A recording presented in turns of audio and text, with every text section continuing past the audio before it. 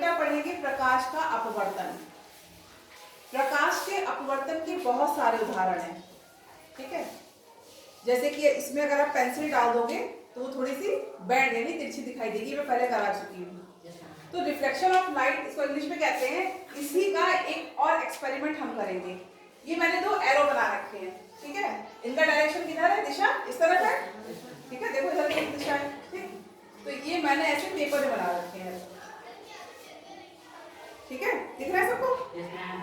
अब हम क्या करेंगे, इस एरो को, अभी तो ये आपको इस डायरेक्शन में दिखाई दे रहा है, लेकिन लेफ्ट साइड दिखाई दे रहा है, ठीक है। अब हम एक ग्लास में क्या लेंगे, पानी लेंगे, कांच के ग्लास में, और इस एरो को इसके पास से पास कराएंगे। तो आप देखेंगे कि जो एरो का डायरेक्शन जो अभी लेफ्ट है वो किधर हो जाएगा, राइट। चलो देखते हैं, दिख रहा है सबको? यस। किस तरफ दिख रहा है? राइट। राइट साइड दिख रहा है ना? Yes ma'am. अच्छा ये बताओ कैसे हुआ, कैसे हुआ? प्रकाश का अपवर्तन तो हम लोग सुनते हैं, लेकिन होता क्या है प्रकाश का अपवर्तन? अगर मैं इसकी डिटेल पूछूं आपसे तो आप कैसे इसको एक्सप्लेन करेंगे? क्या होता है प्रकाश का अपवर्तन?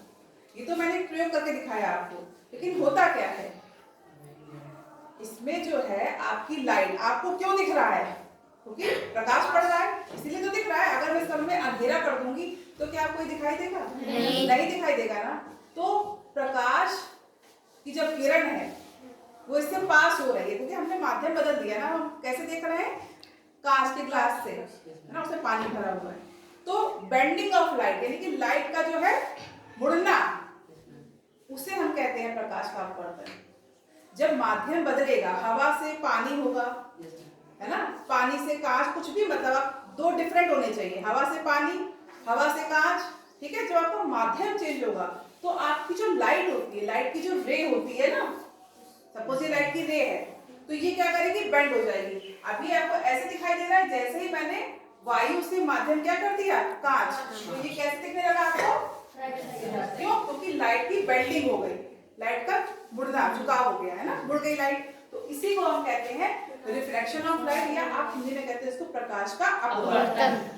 आया समझ में?